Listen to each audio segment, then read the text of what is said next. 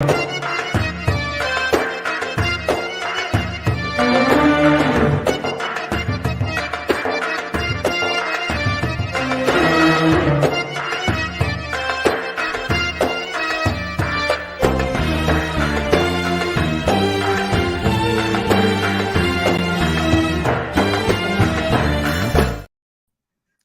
and we should be live. So we've got a very exciting debate for you today. I'm joined with Comrade Al Hakim. He can correct me, but I believe that's Comrade the Wise, like Hakam. So the wise comrade, the wise communist. And basically, he reached out to me in DMs on Instagram and tried to convince me that there was a country called Palestine. I believe there was never a country called Palestine. And that's going to be the subject of the debate. So what I would do, first and foremost, share the link with as many people as you can. I'm sure this is going to be an interesting but friendly debate. So share it on all your socials. Let's try and get as many people in. We'll be watching the live streams. Feel free to send super chats, etc. if you want to get questions in. And we're going to try and do this within an hour, but let's see, these things sometimes overrun. So the debate, was there ever a country called Palestine? Comrade Al Hakim, convince me there was a country called Palestine. Yeah, for sure. So obviously we know throughout history there was a region in the world known as Palestine.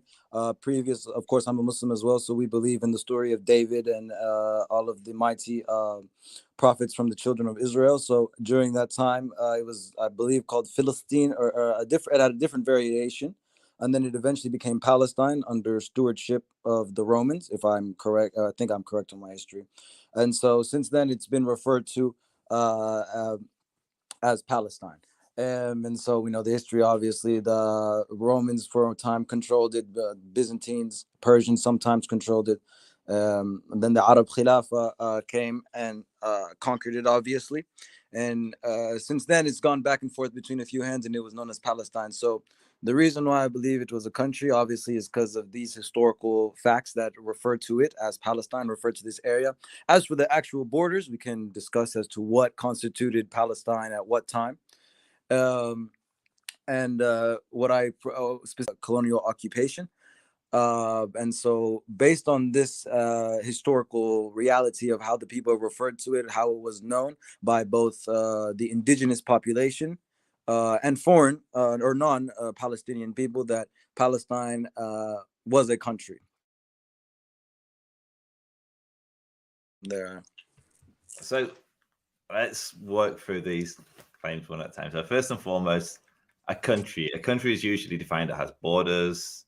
There's something there. It's where a nation, a people collectivize within that nation, agree to boundaries. They usually have a monarch or a leader of some sort. They'll have things that usually tie that nation together, like language, etc.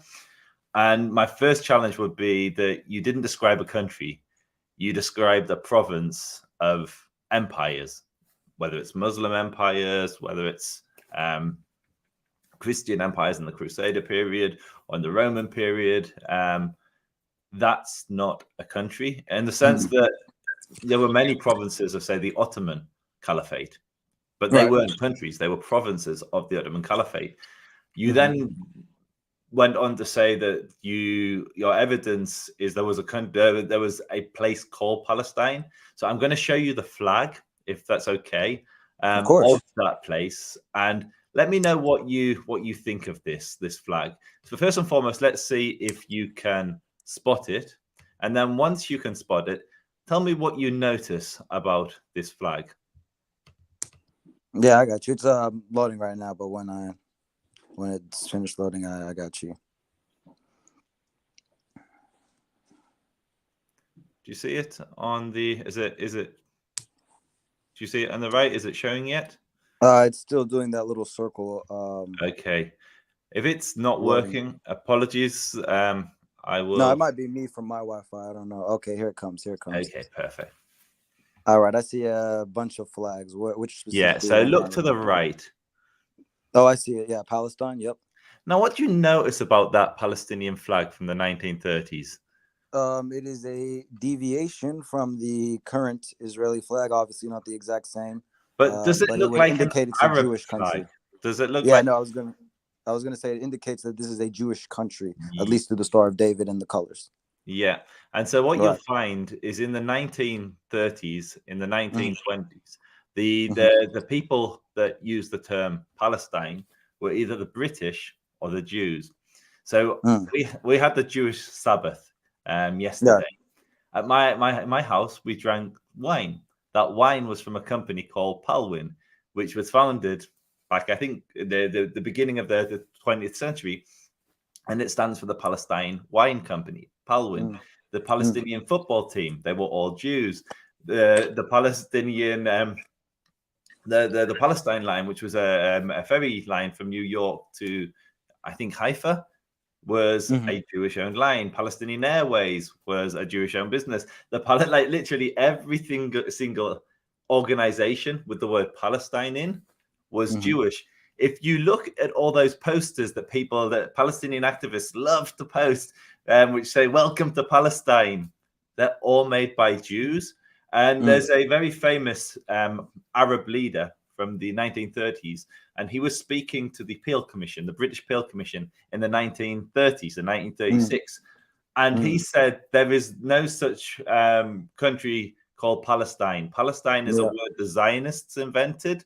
Mm. It was always southern Syria, Balad al-Sham. And Bilad so Sham, yeah. all I'm saying Mhm, is you've been told a lie. You've been told there was a mm. country called Palestine.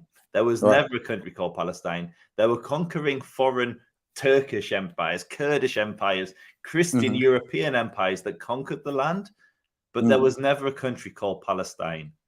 mhm. So that's a excellent, well put point from my cousin, right? Because we're Arabs and Jews are cousins, cousin Joseph.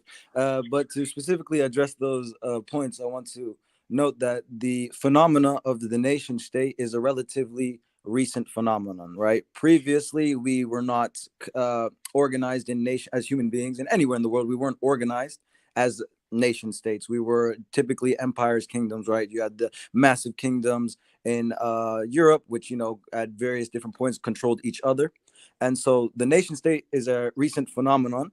And in particular, what brought it about was colonialism. It helped define the nation states, right? In Europe, you had the Enlightenment era, da da da. But the Arabs and the Africans and these people, they did not have the same historical development because they were impeded by the colonial, progress of Europe.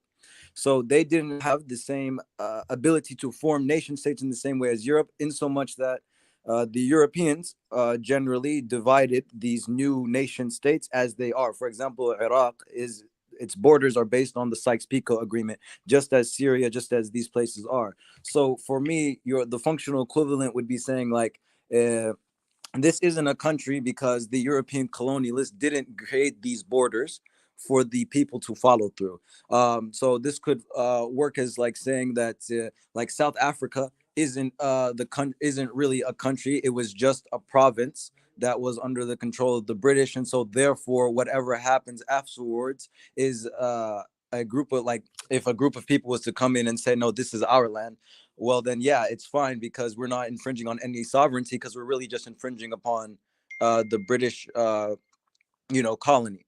So for me, I think that this analysis is a bit inaccurate because it's unfair to the colonial states who didn't have autonomy or freedom to decide the future of their countries, in the same way that Europe, or in this case Israel, had the freedom to do so. If that makes sense to you, if that is that a coherent point to you? Yeah, I understand your point. So let's deal with each part that you said one at a time. So you started with there Of was course. no such concept as a nation state historically. I agree with that. When King David established the United Kingdom of Israel, the Northern Kingdom, the Southern Kingdom, which had previously been divided into a federation of tribes, so to speak, he established the House of Israel, the Kingdom of Israel, the United Monarchy. We had a leader, King David. It was for the nation of the Jewish people, Am Yisrael, the people of Israel. We had a shared language. We had a shared history. We we were a nation. In Islam, you have the concept of people. In Judaism, we have the concept of a people. You have the Ummah, we have Am Yisrael, the Ummot, the nations, the people. So the fact that Europeans created the concept of a nation state, which revolved around a nation, as a state for the nation, people that lived within it, is inconsequential to the conversation. What we're saying is this was a Jewish kingdom. We had a government, we had a functioning monarchy, we had a shared language, a shared history. And we defined ourselves as Israel, the people of Israel, the land of Israel. There is no comparable country called Palestine. So I can go to history and say, this is when we had a state, or this is when we had a country. And these were the different monarchs that we had. And this was the language that we spoke. And these were the changing borders that we had. There's no equivalence for the Palestinians. Palestine actually comes from the Hebrew word of Palishtim, which means invaders. The Philistines, which is where this word comes from, were a European people. They were like from they were basically ethnically Greek. They sailed across the Mediterranean and established a Pentapolis, a 5-city state in around Ashkelon, Gaza, the Gaza City, Ashdod. And so they had this small little kingdom and had absolutely no connection to the modern day Palestinian people. The Palestinian people predominantly. So what happened was when the Jews were revolting against the Romans squashed the revolt, and to humiliate the Jews, they renamed the entire area, which stretched from Egypt all the way up to Turkey into Syria, etc., as Syria Palestina. And they did that to humiliate the Jews because the Jews had revolted. So they named the area after our ancestral enemies. It was an act of humiliation. Those people, our ancient enemies, have nothing to do with the modern Palestinian people. The Palestinian people descend from a mixture of people, but predominantly Arabs. Now, Arabs come from Arabia. They came with Umar al-Khattab in 637. And it's really interesting that you would choose colonialism, comrade, because the true colonizers were not the Jews, were not the Zionists. The colonizers were the Arabs. Israel is a tiny little nation, small, around the size of Wales for those in the United Kingdom. It's tiny. Hebrew is the spoken language there. Hebrew is spoken only by the Jewish people. And it's spoken in the only country in the world where it's the national language is this tiny little nation the size of Wales, Israel. The reason Hebrew is only spoken there is because Jews have never colonized anyone. So when the colonizers of Europe left Europe and went to America, as an example, they named the places after the old metropole, after the place they'd left. They named it New York, New England. When the Jews re-established our state in Israel, we didn't name the places after places we'd lived, like Little Warsaw or New Baghdad. We called the places after their biblical names, their Hebrew names. So Yerushalayim, Hebron, and Bet El. Now, the inverse of this is true with the Arabs. When the Arabs came here, they appropriated our names and renamed their cities in Arabic. So Bet El became Allah, and then that became eventually Ramallah. If you look at all of the Arabic names, they usually have roots to the Jewish original. Similarly, when Umar al-Khattab marched on Jerusalem, conquered Jerusalem, he built a masjid on Har Habayit. Abd al-Malik then turned it into Qubat al-Sakra, the gold, the dome on the rock. And he built this beautiful building on top of our temple. Colonizers, if we were the colonizers, it would be the other way around. We would be building our buildings on your temple. It's the other way around. And so Arabs colonized most of the known world. Arabic is one of the most widely spoken languages in the world because it was the tongue of the colonizer. And so for someone to use the argument of colonialism against the Jews when the Jews are indigenous to this line is in Hebrew and Judaism we call it a chutzpah. It's quite brazen. I've heard that. Okay, that's very excellent points that you pointed. But like you said, we'll take this one by one. So, firstly, as you said, I can't remember the ancient enemies of the Jews. What was their names again? The ones that, like, for example, The David. Philistines or the Pelishtim in Hebrew. Okay, so like hypothetically, based on your claim, the people, those who are descendants of the Philistines, um, could have an equal, if not a greater claim to the land than the Jews themselves, since they were there. And if my understanding is correctly, they were slaves in Egypt. And as we believe as well, Musa, alayhi salam, peace be upon him, parted the sea and went there in an attempt to go there. And that's where eventually the Jews landed up. So, I mean, based on your logic, we could argue that those descendants of the Philistines now, obviously, who are those people now today and what they are is different. But hypothetically, a group of those people could make the same claim and have an equal claim to that land as the Jewish population as well. So, for me, we can argue that at that point, at that specific moment in history, that the Jewish people was a colonist or a colonizing force to the Philistines, the original ones who, as you said, were descendants of Greek. Now, of course, to address the Arabic colonialism, first, we have to understand the historical context we are existing in, which this historical context was the age of empires. It wasn't colonialism in the same way that, for example, modern, at least more modern European colonialism is, which is the obviously it has the economic aspect of exploiting the labor and the natural resources of whatever country they're colonizing. At that time, it was an era of empires. So, for example, the Roman Empire and the Persian Empire, these were different empires who constantly battled each other for supremacy in various different regions. And it just so happened in that historical moment that the Arabs emerged victorious against those and were conquering land. So that is simply the era, like the, I guess, the mode of operation during that era, in the sense that during this time frame empires were conquering each other. So it just simply happened that the Arabs colonized.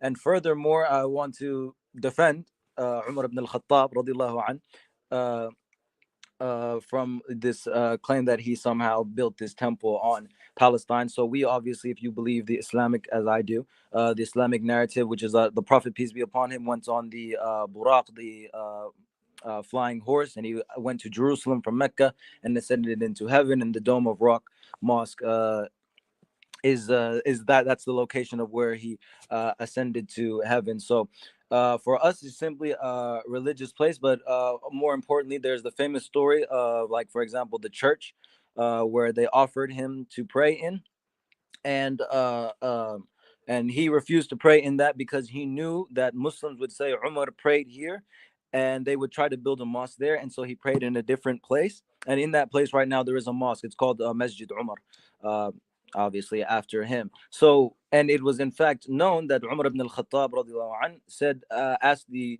Christian leaders, why isn't there a Jewish population, even though this has historically been a land and a holy land for the Jews? And obviously the Romans, who did not like the Jewish people at all, expelled or murdered, etc., committed atrocities against the Jews in general, as is the history of the Jews. No one can deny that. Uh, and Umar ibn al-Khattab brought back the Jewish population. So to say that, for example, the Arabic colonialism is the same as modern European colonialism, or even contemporary Persian or Roman colonialism at that time, it's just historically inaccurate in the sense of the outcome, being that the Jews were more protected, safer, etc., etc. Not to say that it was perfect, but generally speaking, on that point. So, for me, I think that we have to understand things within their current context and current eras.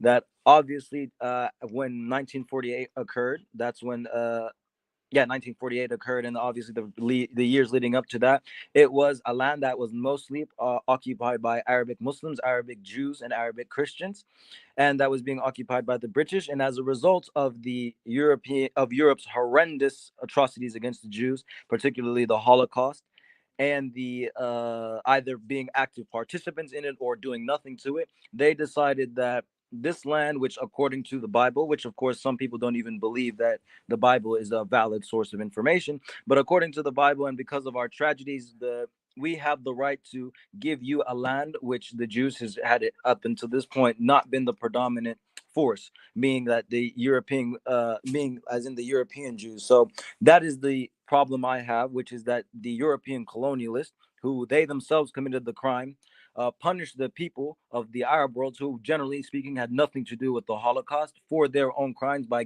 forcing them to give up their own land, and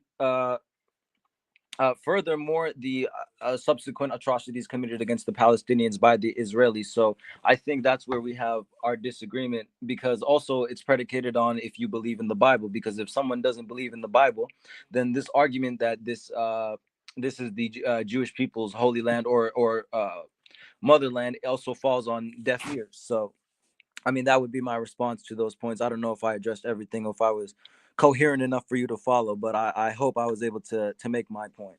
Yeah, you made your point loud and clear, and I made notes. And maybe we'll just walk through each one of them one at a time, so we can kind of, do we agree, do we disagree, find Right.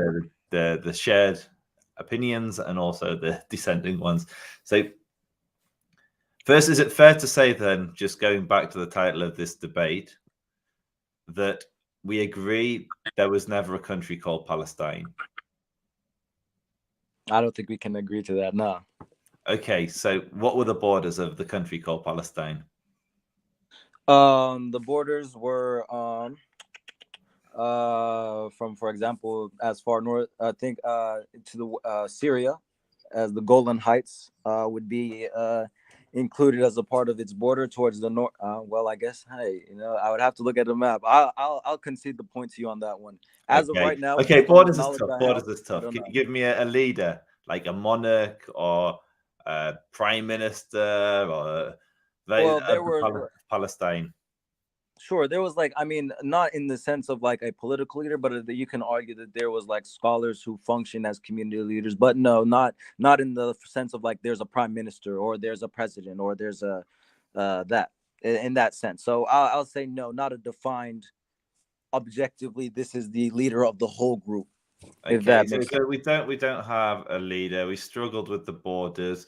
Let's go to something else. Currency. Did they ever have a currency in Palestine? Like in the UK, we have the pound. In America, you have the dollar. In Israel, you have the shekel. In ancient Israel, you had the shekel. How about currency? What was the currency of Palestine? Whoa! I'm sure he's going to be back, but Comrade Al Hakim has left the building. I'm sure he'll be back, but as challenging as my questions were, he didn't strike me as the type that would run. But we'll give him a few minutes. Hopefully he pops back. I'm going to check my DMs to see if he's returning. But he's not Shamsi, so he doesn't. I'm sure he's not going to run from the debate. Let me just check my DMs.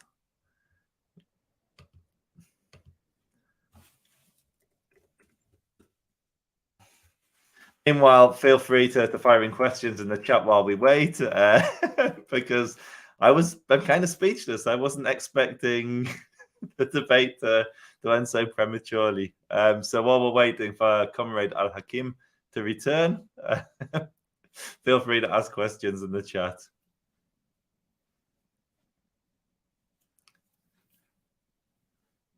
So if you think Comrade is going to return, hit 1 in the chat. Type 1 if you think he's going to return, and 2 if you think he's fled. Let's see.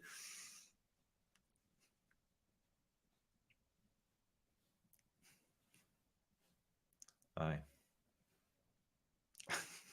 I genuinely think he's gone, guys. I'm seeing 2s.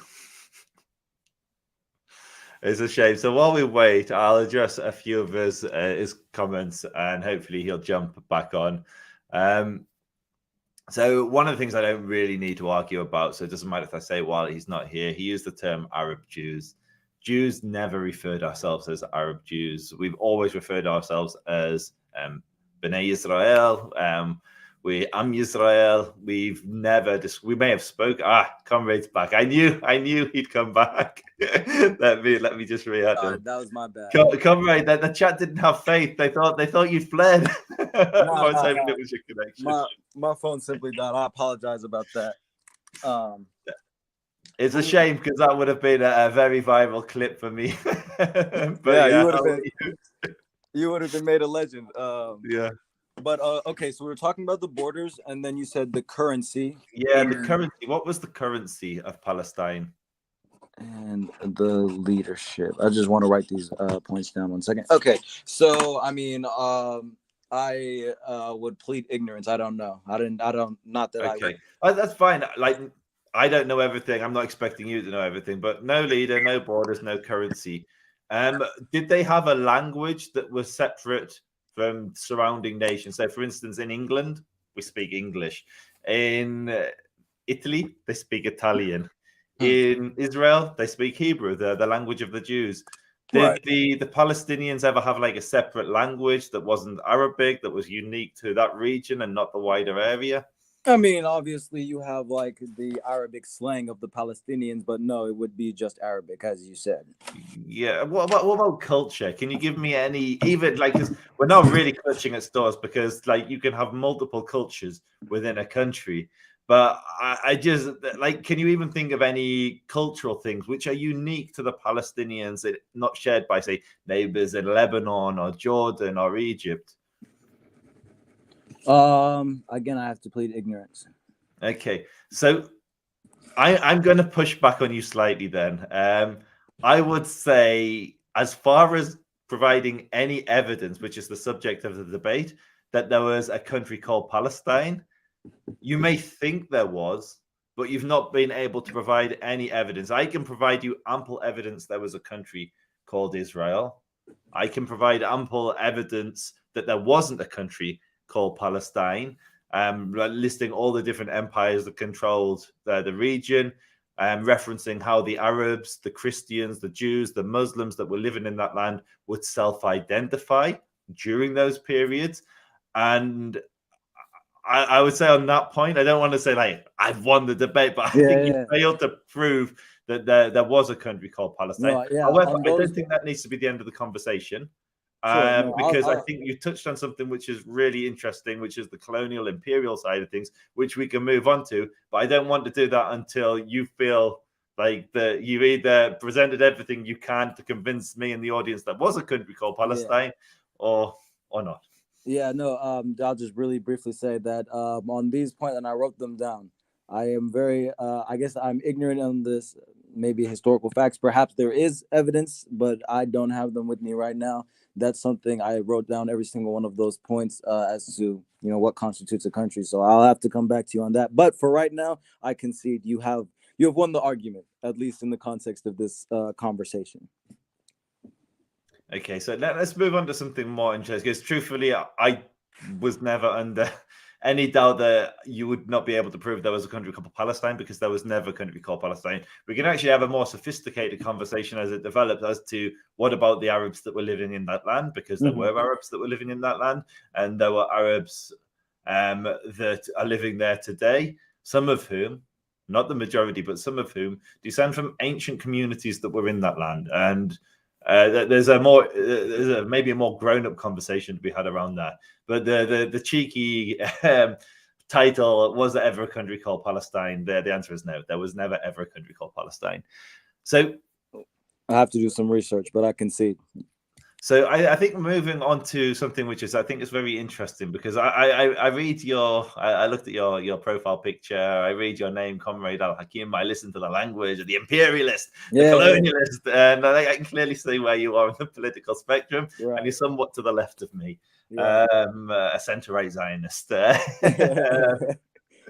And what's really interesting is you made a distinction between empire and explaining that the various different khilafah, the various different caliphates existed during the age of empire.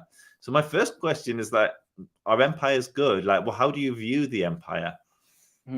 Well, I think, obviously, let's just get the cat out of the bag. As following the Marxist logic, which is what I do, there's a historical development of how things came about, right? So first of all, we were primitive communes, hunters and gatherers or whatever. Then we evolved into slave societies. Then we evolved into feudal capitalists, and then obviously, if you believe in socialism, it leads to socialism, inevitably communism. So I think that empires is neither good nor bad. It's just a period in which that's just a period of human development, and that's just like an epic of how humans were operating at that time. Just as slavery at that point was like slavery during the Roman, Greek, Persian Empire was the dominant mode of economic production.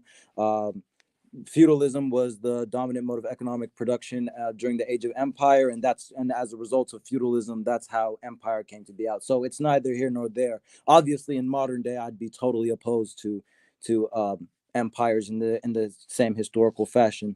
So it is what it is. It's not necessarily good or bad in that sense. So is it like listening to the language that you've used on this call? Is it fair to say that you're practicing Muslim? Yes.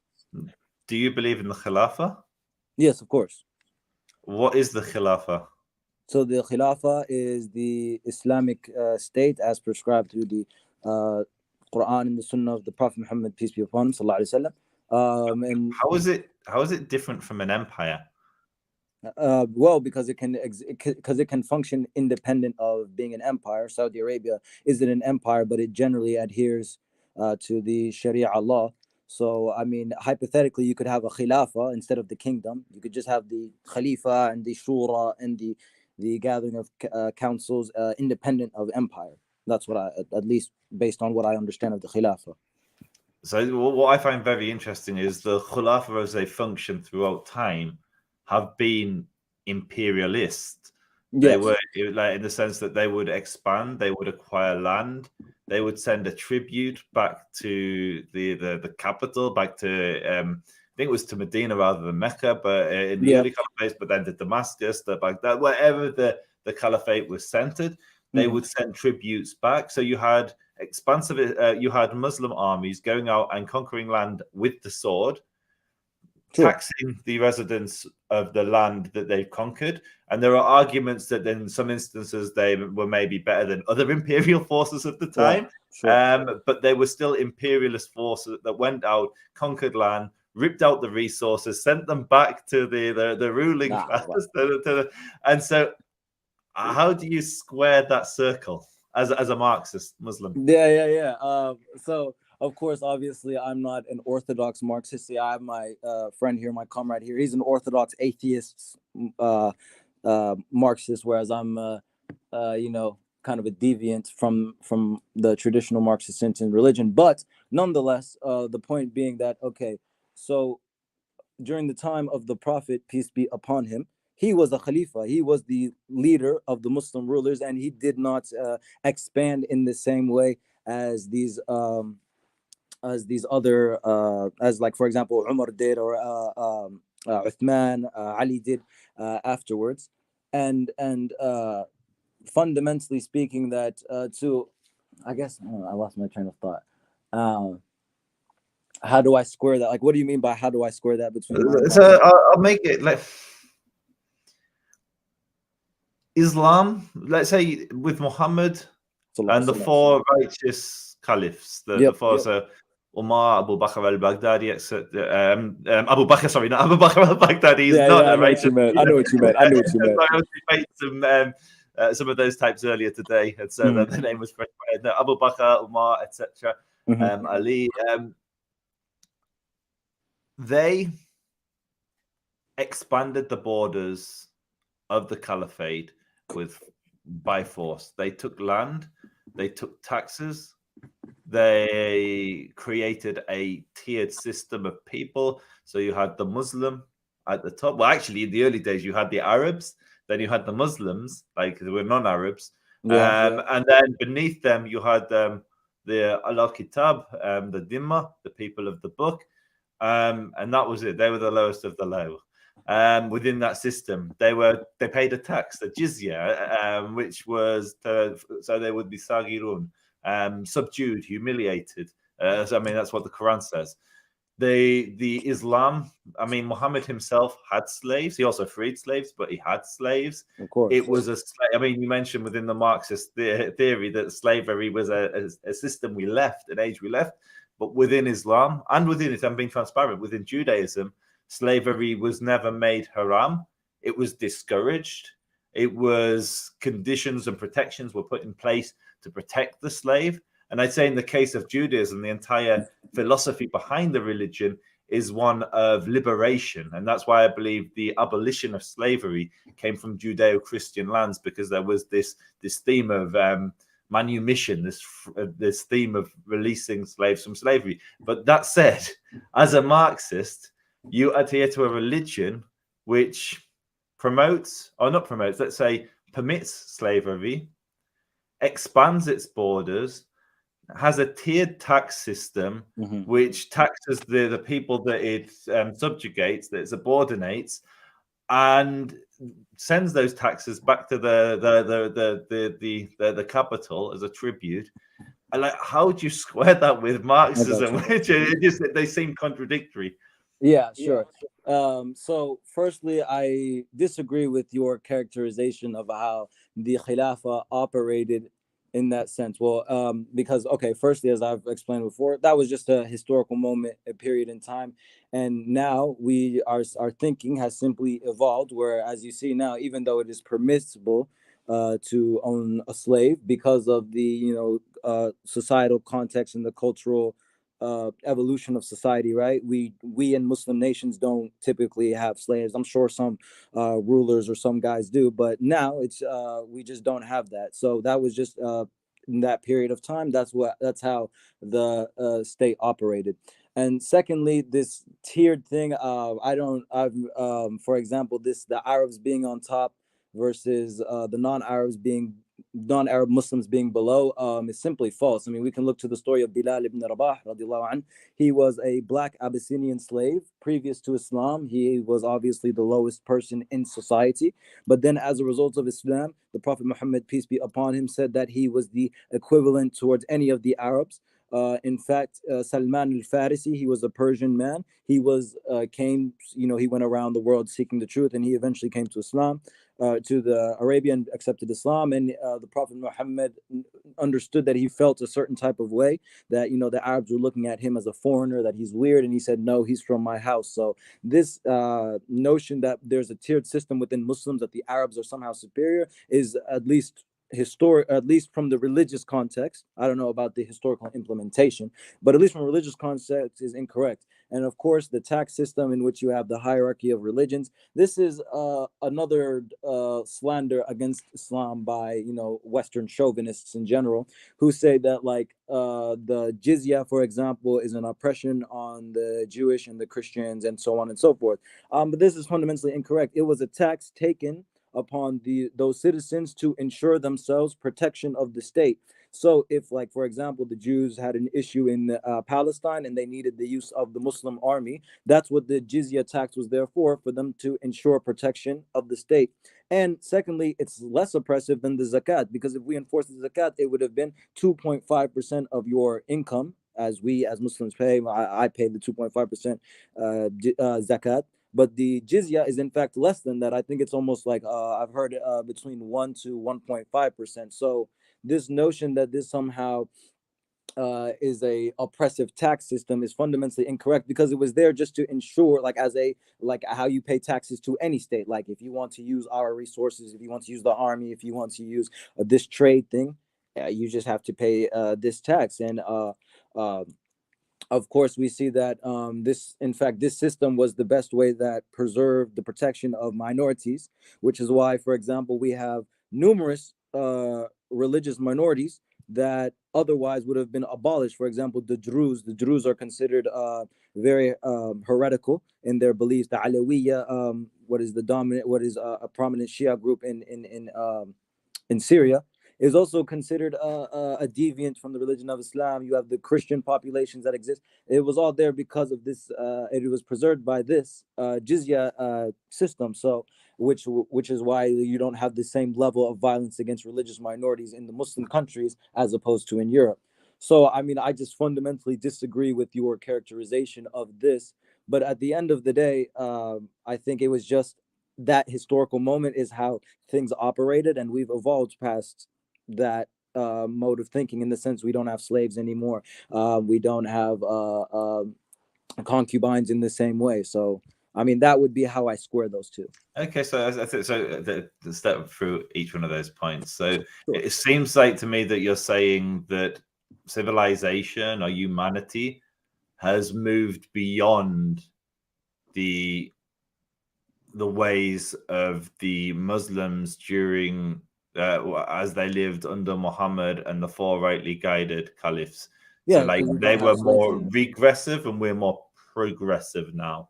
I don't know. I don't appreciate that characterization, but in the sense of like, yeah, economically, we don't rely on slaves anymore. We have proletarians, we have peasants. But Yeah, as a Marxist, is slavery wrong? of course. Now, yes. Now, in a modern sense, yes. So today, but But not is historically. I would is clarify, the not historically. Quran, is the teachings of Muhammad like a guidance for all of humanity for all time? Yeah. So if something Muhammad, should we emulate Muhammad's actions? Mm-hmm. So if Muhammad freed slaves, should we free slaves? Of course. And if Muhammad took slaves, should we take slaves? No. So we shouldn't emulate Muhammad. No, it's in the sense that we don't have need for it. There's no use to have slaves anymore. But there's nothing wrong per se with having slaves because Muhammad had them. Yeah, I would have to say that. Yeah. Okay, and that's why I like talking to Marxists because Hey, you got me a contradiction. So that's fine. So yeah, you would say that slavery is wrong, even though Muhammad kept it, but for our generation. But there was nothing wrong with Muhammad having slaves. Yeah, because that was just that historical moment in time. Yeah. Okay. Interesting Marxist position. Okay was okay back then, but look, I'm not here to judge. I'll leave that to the chat. No, I'm joking. So the second thing you mentioned about the I mentioned that there was a caste system. So have you heard of the term Mawali? Mawali Or Mawla in singular, Mawali in plural. So like a mullah, like you mean like a mullah? No. So in possibly maybe from the same root. I don't speak Arabic. But under the Umayyad Caliphate, they had a caste system. So basically, when the Arab armies expanded, they would create like Arab-only garrison cities where Arabs didn't mix with the local populations. And under the Umayyad Caliphate, a Mawali was basically, they were the converts to Islam that weren't of Arab descent, and they were second-class citizen. So I'd recommend Googling that. Like, I'm not gonna be able to explain it at the level it needs to be explained for you to understand. But there was definitely a caste system. But I get that. But I mean, I'm sorry to cut you off. I don't mean to be disrespectful or anything, but this is, again, I think it's just because of the historical context. Like in any society, for example, in Spain, after the Muslims were kicked out and it became the Catholic kingdom, the Jews and Muslims who converted to Christianity were treated as second-class citizens, even though they were Christians. And again, that's just because, for example, the state saw them as a threat. They didn't trust them for whatever reason. I mean, that's just a period in history when we acted in that way. Just as it was in slavery, it was just a period in which we acted in that way. So from a religious standpoint, these things, the religion like defends these things, and I don't have a problem with that. It's just, how do we operate materially in the real world? Materially in the real world, we wouldn't have Malawis because we don't need that in this historical point. And same thing with slavery. We don't need the slavery in this historical point. So what's fine in the religion could be different from the real material world application of it. Okay, it's good. I just wanted to clarify when you said that wasn't something that happened. It was something that happened. You could argue it wasn't what Muhammad intended, but it's definitely something that at least the Umayyad Khulafa, they instituted. Sure. Moving on to jizya, I think this is one of the most misunderstood subjects for both Jews and Muslims alike. So in the Quran, the ayahs in At-Tawbah 929 for those that want to look it up. Pulled it up because I'm not going to remember it, but this is the ayah. This is the pasuk for my Jewish audience.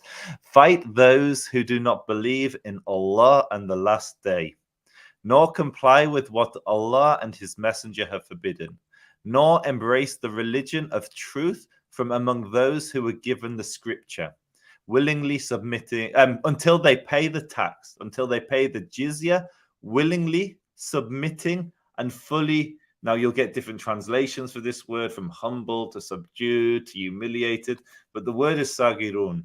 Now this is the only time the jizya appears in the Quran, and the Quran gives the reason for why it's charged. There's no mention of protection. It's not a protection racket. Have you? Many of the those that are critical of Islam will say it's a protection racket. It's like the mafia. They're paying you to keep you safe. That's not good. And as a Marxist, you'd probably agree that extortion isn't good. But it's not a protection. It's not a protection tax. It is a tax to humble the people of the book. And so, like you also sorry, go ahead. No, go ahead. So all I was going to say, you also mentioned that it was less than the zakat, and that's not true. There is no limit to the jizya. It is at the behest of the Khalifa, the Caliph to set the tax. And so Muhammad would tax different Jews at different times. And actually, in the time of Muhammad, he charged the Jews 50%. You could argue maybe he was a Marxist. He was taxing the Jews 50% of their produce. But that it changed. So there was one community that charged 2 dinar. There was another community that was charged 1 dinar. It changed. If the currency of the place wasn't the dinar, you would be charged in silver. It changed from place to place. And it was whatever the caliph set the tax at. And so I don't want to focus on what the amount was, because I think it wasn't less than the zakat. I think what's more relevant is why were Jews paying this tax? So I've gone to the Quran 929 to show you that the reason the Quran says is not to do with protection, but to do with humbled, subdued, humiliation. Yeah. So obviously I'm sure you know that, and I've seen you, I've watched your videos on you and other people, Muhammad Hijab, Ali Dawa on YouTube, and you've discussed it. So I'm sure you know that there's a context in which this ayah, which this verse was revealed. And so, in specifically, for example, the jizya that was implemented on the Jews in Medina, that was because of the Jews' betrayal of the agreement that they had with the Prophet Muhammad. The Prophet Muhammad, as I mentioned earlier, Salman al-Farisi, that Persian guy, came and said, "Let's build the trench as a defense from the invading pagans." And all of the areas of Medina was protected, except for the back side, in which they had an agreement with the Jews to, the Jews would protect that area, and they eventually betrayed them. The battle happened, so on and so forth. The Muslims won, and as a result of their betrayal, the Prophet, peace be upon him, implemented this tax. So this is what is meant by the humiliation and I guess to humble them in that sense, because you violated this treaty, and so we're going to punish you as an enemy, as we would punish an enemy. And what we have to also look at is the historical application of the jizya. How did it materially manifest, right? So, for example, I think the Khilafah of the Khulafa al-Rashidun, specifically in Palestine, it was less, at least to my knowledge. I don't know. I'll concede that I'm not 100%, but it was less than the zakat tax that was implemented on the Muslims. And again, I could be wrong. So, but historically speaking, that it was not in the sense of, yes, it can be used to humble and humiliate them, but it was also used in a sense as an insurance, as a protection, to utilize the facilities of the state in the same way that Muslims got to enjoy this from the state, got to enjoy this protections from the state as a result of them paying zakat. Because of course, if you didn't pay your zakat, they were also punishable. This was also punishable by the Islamic State. So, I mean, this is how I guess I would respond to that in that sense. I don't think that it was per se. I mean, I'm not a scholar, so I don't know 100%, but that's how at least I've understood it based on my limited knowledge. So I think to go back to the first thing, I would say what you said is acceptable. I think is what you said is an honest portrayal of the Islamic narrative of betrayal, where the Jews, if the Islamic narrative is true, and for the sake of this argument, let's just say it was, because it's the only place we have it recorded. Right. So we don't have any Jewish sources saying otherwise. So the Jews of Khyber, the Jews of the Hijaz, picked the losing side. They made a treaty with the Arabs. They broke the treaty, or the Muslims, and they picked the losing side. And as a consequence, Muhammad said, you can stay in the land provided you pay 50% of your produce, and we can kick you out whenever we want, which was basically what all the hadiths say. So let's say that's true. Sorry, I don't mean to cut you off, but this 50% thing, when you get the chance, no rush, could you like DM it to me? I'd like to read that. But so I can pull it up. I can pull it up now. I'll share my screen. So let me. I'd like not that I don't believe you. I've never heard this. I'm just curious. So not sorry to cut you off or anything, but. So let me just find it. So bear with me.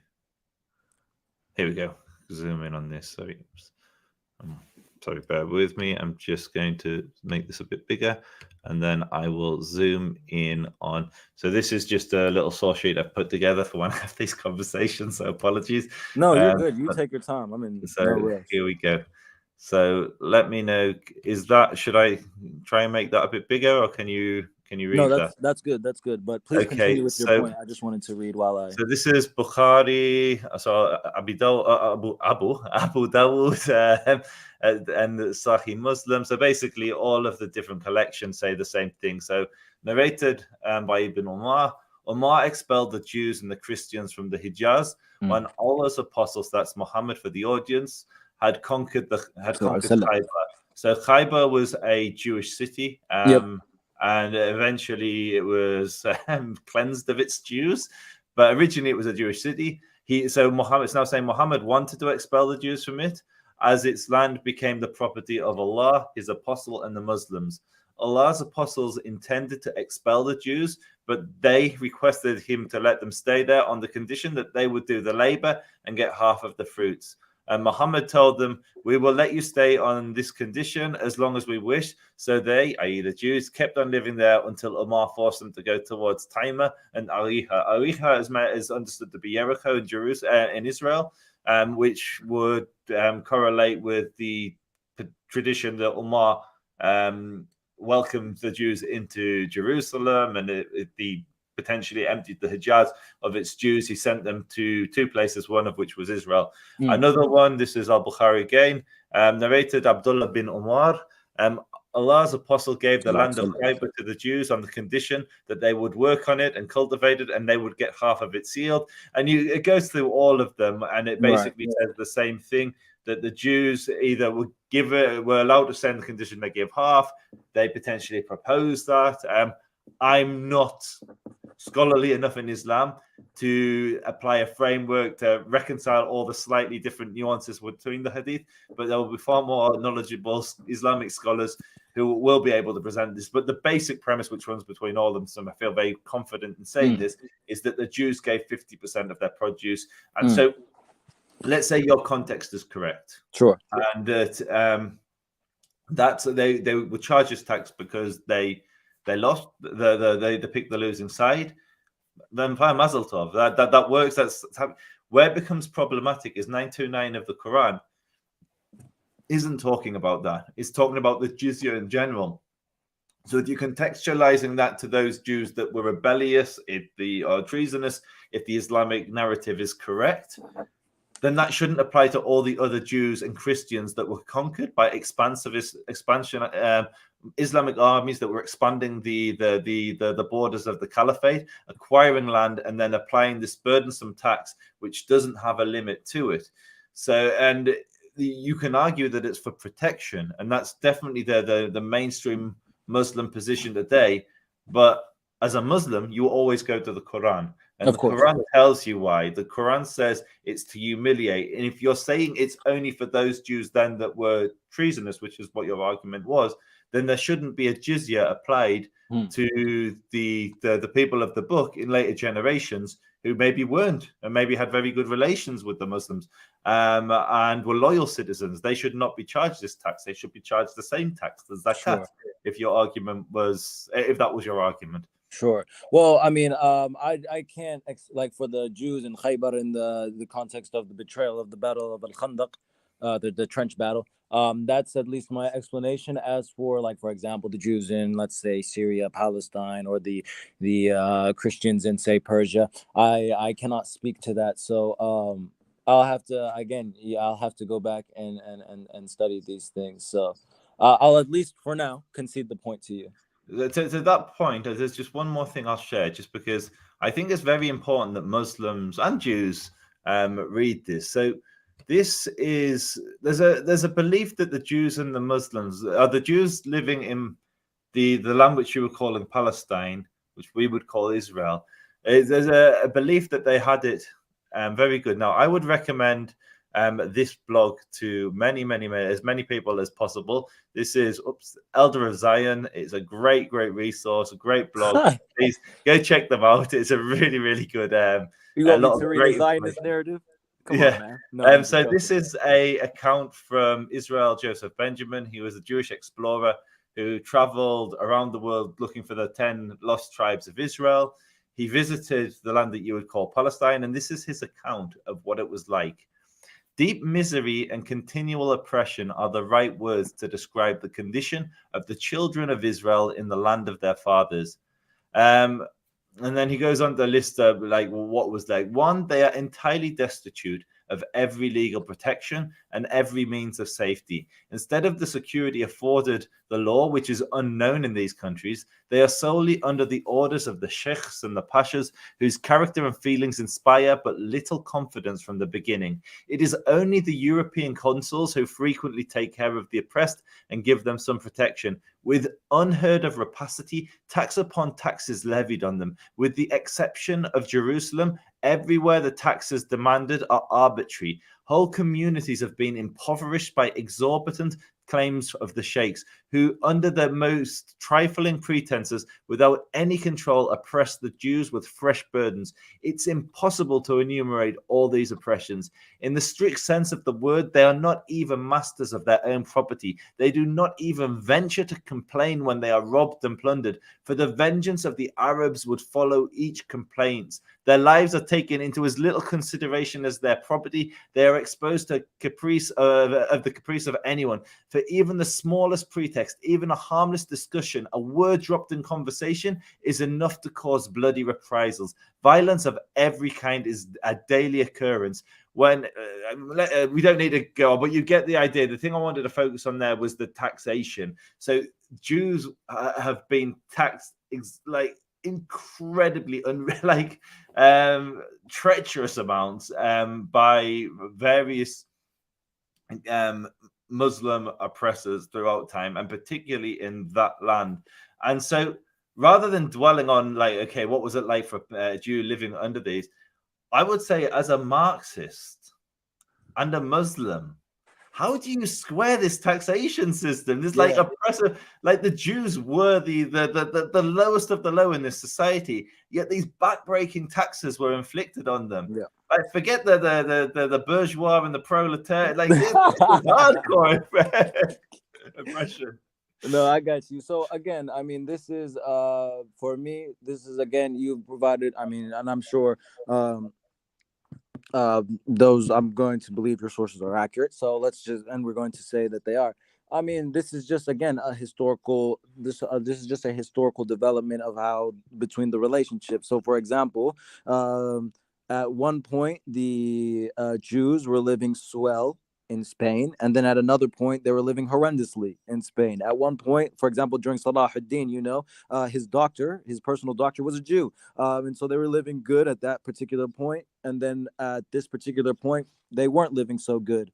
So for me, it's just okay. At one point they did good things, and at other point they did bad things. It just so happens that that's how the history of human of those of the interactions between Jews and Muslims, or Jews in any population, or any between any people, it just constantly fluctuates, and it constantly goes through changes. So for me, I think that now we're talking about now. For example, obviously I'm a practicing Muslim and I believe in Islam and all these things, but I'm a Marxist, which seems to be contradictory. However, how I square that in this sense, and in general with what we've been talking about, is that we are now at this point in development. For example, it's unlikely, realistically speaking, to re-establish the Khilafah. Like, you'd have to unite all of the Muslim countries under one banner, under one school of thought. It's very difficult to do so. So now we're looking at the practical application of things. So, for example, me, practically speaking, we wouldn't have the jizya tax because there is no Islamic state. Sure, is that a noble cause to go to? You can argue here, neither here nor there, but generally speaking, it's unlikely. So now what we have to do is approach the situation based on the current morality, which does not necessarily contradict Islam. For example, the current morality is we don't have slaves. So not having slaves does not all of a sudden make you an apostate. It doesn't make you a disbeliever in the religion of Islam. Believing in for example, that we don't have to implement the jizya, that again doesn't take you outside of the fold of Islam, because there's no Islamic state to do that. So that's how I guess I would reconcile these things, is that these different ways that any population was treated, it differs and it fluctuates throughout history. Sometimes it's good, sometimes it's bad.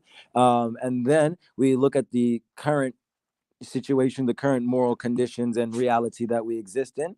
And so that's why, for example, now we wouldn't put the Jews underneath us in the same way that they did. I think your article said 1846, 1857.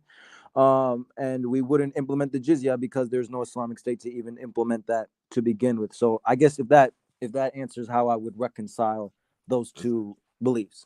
So very quickly, then we can maybe ask the audience if they have any questions for you, if that's okay. Of course. Do they have questions? I mean, yeah, I man, have I'm not gonna lie. questions I'd like to ask. No, I'm not gonna lie. Your chat has been crucifying me. Tell them to calm down. No, I'm just playing. I love it. First of all, before we go to questions, I would say, I think you are first, it's very decent of you to come on. You asked if you could cover your face. I said I'd rather you didn't, and you were completely open with all of that. And so I'm very, very grateful for this conversation. I do not see you as an enemy of the Jewish people. We have a different view on Israel, Palestine, but it's clear you mean me and my people no harm. And this is, for me, it's more of an interesting conversation. I don't get to meet many Marxist Muslims. And so I think my final question, then we'll open it up to the chat if they do have any questions, is it almost sounds like you're saying that it's good that we don't have the Khilafah because these institutions that you maybe disagree with or don't see as ideal can't be implemented. Is that a fair take on what you're saying? Or are you saying that you do want Khilafah and you do want all those things, but just we don't have that, so we don't have to worry, or you don't have to worry about that because there's no moral dilemma for you to jizya or not to jizya? You're right. I think the second one would be a more appropriate description of my, I guess, belief in this sense. And just to elaborate specifically, in the sense, like, obviously for me as a Muslim, to have the unification of the entire ummah from Indonesia to Morocco, I think that would be phenomenal. It would be a potent economic, political, and social force. Just as, like, in the same sense that if Europe all of a sudden gave up its borders and became one European state, it would be potent force that, like, honestly nobody could touch. So obviously that, I mean, I guess in that sense it would be good, but it's just not practical to even consider those things. And the historical development is we've evolved past empires in that sense. So I guess the second one would be a more accurate description of it in that sense. would this be a fair portrayal of you? And I think, by the way, you said you're getting crucified in the chat. They're being very, very complimentary of you at the moment. Oh, really? I didn't. Okay, I saw So a few comments. as we'd say, mashallah. Hey, I've seen a few comments, so that's why I said that. But okay, hey. No, there were definitely some more heated ones earlier on, but I think that they've warmed to you and they really like. People can sense who is an enemy and who is somebody we can like. There's a genuine potential for peace and dialogue with, and I'd say you definitely fall into that camp. Actually, I think I'm not going to hold up because my question I could just literally ask forever. What I'll do, I'll open up the floor. If anyone has any questions of Comrade Al Hakim, I'm sure he'd be more than willing to answer. So just feel free, chat, to throw in your questions. And hopefully we'll be able to answer some. At the moment, they're just talking. It's the Jews versus the Jews for Jesus at the moment in the chat, telling each other to watch the things. Okay, so I'm going to pop up the questions as they come through on the screen. Of course. So, Comrade Al Hakim, what about Shia and Sunni as per the Ummah? Like what do you mean? Like so I guess the question is, would you say the Ummah is including Shia and Sunni, or would it just be Sunni Muslims? Yeah, so obviously, me personally, I would refer to the opinions of those scholars that know more. But as I understand, there is different deviations within Shia Islam. Some because I'm a Sunni, just to clarify. So there, for me, it's sufficient to say you believe in Allah and the Prophet Muhammad, peace be upon him, the Shahada. You know what I'm talking about.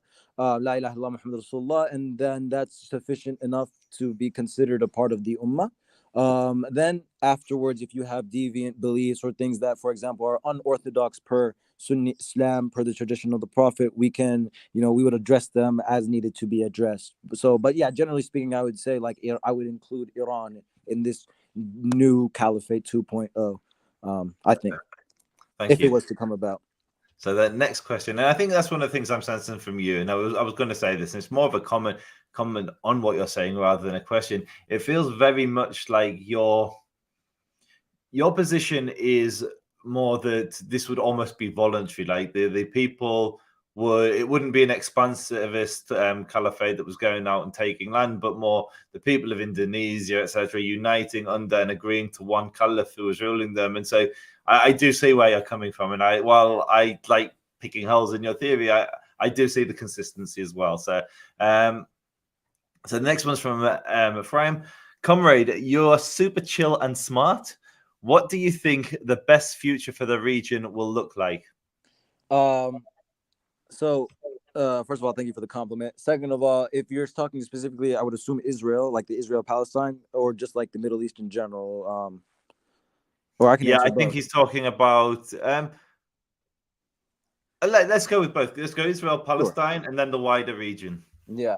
So, I believe now that for the context of Israel, the best solution would be to create a one-state solution, in which 50% of the state is controlled by Palestinians, 50% of the state is controlled by Israelis, in the sense of like, okay, kind of similar to how, even though the United States' attempt to do this in Iraq was a disastrous failure, how they tried to do, like, you had the Shia prime minister and then the Sunni president and then the foreign minister that was a Kurdish. So it'd be something similar to that function, because right now it wouldn't be practical or humane, for that matter, to say, let's kick out all the Jews, or, okay, let's kick out all the Muslims or the Arabs, for that matter. So I think that would be the best solution. Obviously, I would like the economy to be based on the Communist Manifesto. Let's collectively own the means of production, but that's neither here nor there. In a practical sense, I think a one-state solution.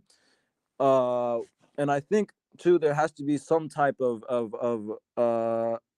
reparations given to both sides, in the sense, like, I think obviously the Europeans should continue to give Israelis reparations for the atrocities, not just the Holocaust, but pogroms in Russia, pogroms in Eastern Europe, etc., etc. And I think there should be some reparations by the Israelis towards Palestinians, in the sense of like, let's rebuild some of the places that were destroyed, let's rebuild the schools that were, and let's open up the borders that are closed off in Gaza, etc., etc. So I think that's the only way to a peaceful solution, that we have a new flag, maybe the Palestinian flag, you put a little blue line with it, and the Israeli star in the little Palestinian triangle, something like that. So that's what I think would be the best option for that, if that's clear. I don't know if I'd...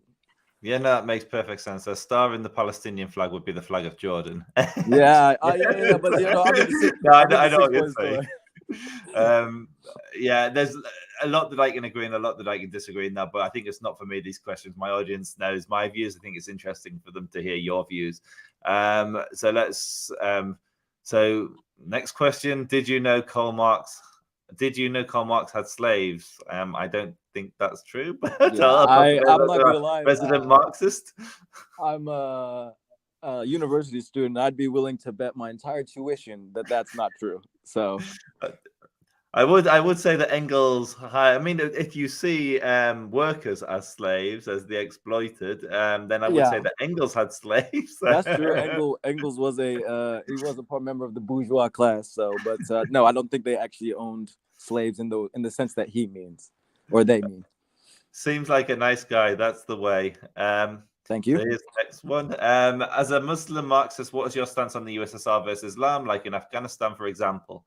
Yeah. So I'm part of a revolutionary Marxist group here on campus, and we discuss this a lot. They often criticize me for still having religious beliefs.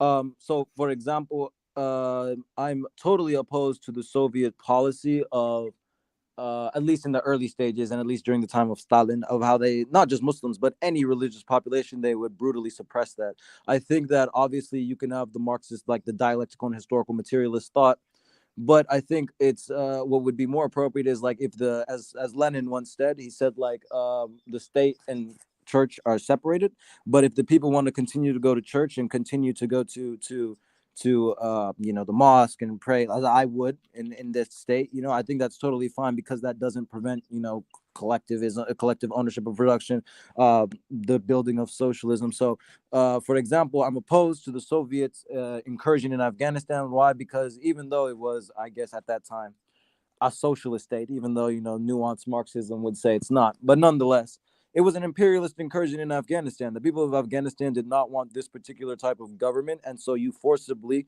tried to make them socialist. So that's bad. So I would obviously, even though ideologically I'd be more in line with the Soviets than, say, the Mujahideen, I would still support the Mujahideen in that sense, because like you're resisting an imperialist force, and imperialism bad, number one, as per Marx. Oh, we'll make a Zionist of you yet, because that's basically the Zionist argument. We don't want to be under the boots of tyrants anymore. So the next one is, and I think you just kind of did that, but how do you reconcile Marxism with religion? Yeah, like for example, like how I just did generally throughout this discussion, or at least I tried to, maybe not well enough. But like for example, understanding that certain, like for example, these things that happen were certain products of human development, and they change and they fluctuate throughout time. And so, for example, instead of saying that, for example, Allah is of course, Allah allows things as we believe, but Allah is not the one that, say, for example, implemented colonialism. Allah is not the one who, for example, implemented capitalism. He allowed these things to happen, of course, because we as human beings, and we as Muslims, and I believe Jews as well agree, and Christians as well believe humans have what's the term? Free will, free thought. And so for me, it's about how do you practically apply these things, right? Like how does your religion actively, like for me, it's just I pray, I fast during Ramadan, all of these things. At the same time, I still believe that we can collectively own the means of production. We can abolish wage labor, things of that nature. So I mean, the religion at this point, instead of being a important social phenomenon, becomes a personal matter in that sense. So I personally do X, just as somebody who believes in the the astrology and stuff. They believe the suns and stars and all of that. I mean, that's just your personal belief, and that's irrelevant to how how do we actually govern a society? How do we organize economy? So that's how I would reconcile it. I hope that was clear. I'm sorry, I feel like I ramble. No, I think it was clear. Here's the next one.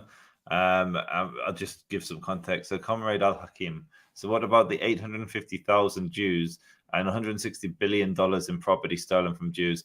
What they're talking about there is that there were 850,000 Jews who were forced out of the Arab world around the creation of the State of Israel, just before and just after. At one point, there was 850,000 Jews in the Arab world. Today, there's around 2,000 to 3,000. There's more Jews in a synagogue in London than there are in the entire Arab world, and almost all of those are in Morocco. And they lost all of their property, billions and billions of dollars. Sure. And so and I think that's in response to when you were saying that the Palestinians should have reparations. And I'll put my cards on the table, actually. I think there were instances, although they were few and far between, but there were instances where Arabs were forced out of their homes in Israel during the 1948 war. The two places that are most well documented are Lud and Ramla. Where it was basically a civilian war. You had civilian population fighting each other. The Jews tried to make peace with these two towns where there was fierce fighting from Arabs to Jews. They actually did. They made peace, and the elders went to make peace. And then I think the elder of were then killed by the Arab League. I'm misremembering this slightly, but basically there was a huge strife for peace. Peace wasn't achieved, and then those two towns were in that moment depopulated. If you are a descendant of those, I mean, many came back. These are two very, I mean, there's lots of Arabs living in these cities now. They've grown into cities since then. But if you were forced out of your house in the Civil War, I personally believe that reparations should be paid to those. I mean, it doesn't matter if the Arabs started the war. If a civilian loses their house, then I think that's a fair thing to pay for. But on the flip side, there were far more Jews who lost far more property, who saw no reparations, who lost everything. And I think that's the question. Yeah. And so obviously we have a little bit of a disagreement on the how the suffering at the Palestinians face, but that's neither here nor there. It's a conversation for another day. But as you eloquently put it, of course, I would be in favor of returning at least giving cash. You said 160 billion. Yeah, of course. Why would you not give it back to those families? I mean, and that was, of course, the depravity, or that not the depravity, but the what I believe. Obviously, you disagree with this narrative, but a barbaric response to a barbaric activity, right? The Arabs saw that the Jews did X, Y, Z, or at least in perception. You might disagree, but they saw the Jews, what they believe, do an incursion, a tremendous abuse of the Palestinian people by exploiting them of their lands, stealing their houses, kicking them out, forcing them to be refugees. And then the Arabs responded by doing the same to Jewish people in the areas not Israel. So both of those are bad, and obviously we should not do that. It's as Comrade Lenin said, anti-Semitism, right, is not. It's not, for example, that the Jews are controlling the world or that they're doing all of these bad things. It's because, there's working class people from the Jews. There are oppressed Jews as well. And just as there's Jewish bourgeoisie. So obviously, in the case where the Jews are the oppressors, we are opposed to those oppressing Jews. In the case where the Jews are being oppressed, we must defend the oppressed Jews. So, I mean, that's how I would. Of course, I would say give them reparations in that. And I'm very familiar with this because I remember too reading about how there used to be a vibrant Jewish population in Yemen, but it's almost dwindled down to zero. So, of course, I would be in favor of giving them reparations in the same way I would, let's say, giving people in Gaza reparations for, like, I don't know, whatever events happen to them. Do you have any Yemeni ancestry yourself? No, I'm actually from Sudan. I was assuming Sudan, just because you've described yourself as an Arab. You look East African. Yeah, a little African. Yeah. But just when you touched on the Yemeni thing, I was like, maybe I got that wrong. Yeah. No, you were close. Yeah, no. I'm from originally like northern Sudan, Nubia, that area. Yeah. So mixed African Arab, Next one, you don't have to go too deeply, but Starhopper is a loyal viewer, and so I should definitely ask his question. Of course. Communism has killed millions repeatedly. Why does he think it will be different this time?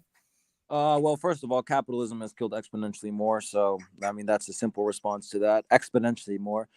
Furthermore, this might sound bad. This might be the first thing where you're like, you know what I mean? But to the extent that the communist regimes have killed millions, I dispute the numbers. So, for example, the famous line is that there's 100 million killed under communism. Included in those numbers, if you look up that book, if you look at that statistics, included in those numbers were 2.5 million killed in Vietnam, which, at last I recall, was an American invasion of Vietnam. They also included about 1 million from North Korea, which, again, if we recall history, America was the one that was committing those war crimes and crimes against humanity. So those numbers are flawed. And secondly, like, for example, in the case of Stalin and Mao, yes, we say that, like, at least in Stalin's case, like, he was a little bit psycho, and he was a little bit paranoid. But I mean, we have to look at the context. He's over here fighting against Adolf Hitler, and he sees enemies who could be working with Hitler, who, just as much as Hitler hated the Jews, he hated the Slavic people, the Russian people, and would have committed a genocide against them in the same way. So obviously he was dealing with these things in like, there's a historical context around it. It's not that he killed everybody in a vacuum because, he was just, I guess, horny for murder or something like that. So I mean, there's historical context that matters. And then in the case of Mao, with the Great Leap Forward, he just had bad policy, and that bad policy led to death. So now, if we were to implement a new communist system, we'd say, okay, Mao, who decided to kill the sparrows, which was a bad policy because the sparrows used to kill the insects, and that's what protected crops. But by killing the sparrows, now the insects are running amok on the crops, and that led to a famine. We know now, okay, let's not kill the sparrows. Or, like, for example, when he had the farmers melt down metal, which were useless in an attempt to industrialize, and this left them without the tools necessary to farm. So that led to, a famine as well. We know now, let's not do those policies. So we simply just learn from history. We learn how to be better from the mistakes of others. And unfortunately, yes, millions died, and we are obviously very saddened by that. But I mean, millions die under the hands of capitalism. I think communism would just kill less people. So that would be my response to that. I imagine the Muslims in the chat at the moment are thinking, why couldn't he give such an impassioned defense of Muhammad instead of Stalin? Listen, it's crazy. I wrote down all of those points that you talked so I can research. So I will. Next time I will come back. Inshallah. So a few more questions and we're getting near the bottom. So what was your thoughts on the Chinese Communist Party who was killed, which ties into Mao? Communist Party was killed hundreds of thousands of Uyghur Muslims. And what does that say for big government communism? That's an excellent question. So first and foremost, when Mao Zedong died in 1976, there was a struggle within the Chinese Communist Party between the Maoists, those who follow the ideas of Mao, and then the Dengists, those who followed Deng Xiaoping.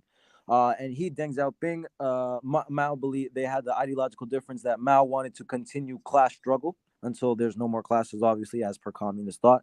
Whereas Deng Xiaoping said, we believe that through capitalism, we can build socialism. So by instituting a few market reforms, we can build a better, stronger China, which will lead to a better, stronger socialist China. So, which is why now China, we believe, is revisionist, anti-communist, not a true communist state in the sense. And as a result, has become capitalist, has become a social imperialist state. And so that's why we see this, and we saw that, true, they had this pivot from class struggle to the national struggle. And so they try to Hanify, or make everybody Han, the Han ethnic group. And so that's why they're getting rid of ethnic minorities, not just the Muslims, which obviously for obvious reasons, being a Muslim, I'm opposed to, but obviously not just the Uyghurs, but the people of Tibet, Christian Muslims, and other ethnic minorities. They're trying to Hanify them. So this is a practice of a new fascist state, which is, fascism is when you have basically a strong state, but a capitalist economy. Because, I mean, if you want to argue China's communist, yes, I'm sure that Karl Marx envisioned that there would be Nike sweatshops in his communist society. So come on, let's be realistic in that sense. So yeah, of course, I say that China is no longer communist, and we reject this new state, and I would want them to go back to the Maoist line of focusing on class struggle than capitalist development, which is genocidal, as we can obviously see now through China's policy with the Uyghurs and policy with the Buddhists in Tibet. So on that, I think we've done all the questions. What I would like to say is thank you very much for joining us. I've actually thoroughly enjoyed our conversation. You never know who you're going to get when when someone slips into your DMs. Is it going to be a crank? Is it? But it's been a very different conversation for me. So I appreciate your time. I appreciate your honesty. If If you ever want to come back after reading the points, do you feel like you didn't cover anything, reach out, we'll connect in DMs. Similarly, if any of the Dai in the chat want to step up on the podium, none of your heroes are brave enough to do this. Ali Dawa runs a mile. Any of the big Dai from the park, when it's one-on-one, they're nowhere to be seen. So Comrade Al Hakim is more courageous than any of the Speaker's Corner so-called lions, because he had the courage to come up here and talk. So I do appreciate that. I think the chat enjoyed what you had to say. Obviously, there's a lot of disagreement, but yep, I really appreciate our conversation. So thank you. You mentioned before there's nowhere they can reach you on social media. If you change your mind, now is the opportunity to share any socials. But otherwise, chat, make sure you're following us on Instagram, Facebook, Twitter, and YouTube. Make sure you're hitting the like button. It really helps with the algorithm. Subscribing, it helps boost us. So Comrade, over to you.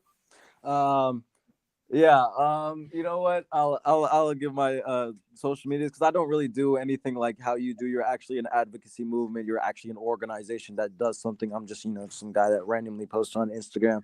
But my username is comrade_AMER_7. So I guess if you want to DM me when I have a conversation, free feel to do so. And I intend 100% genuinely intend to go and study and research, because I'm not gonna lie, you kind of schooled me on some points. You kind of put me in a spot where I was like, I actually have no response to this.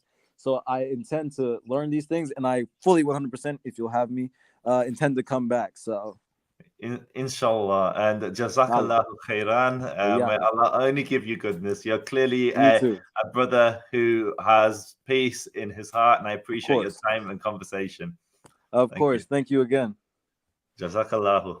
Wa iyyakum. I'll see you guys later, yeah?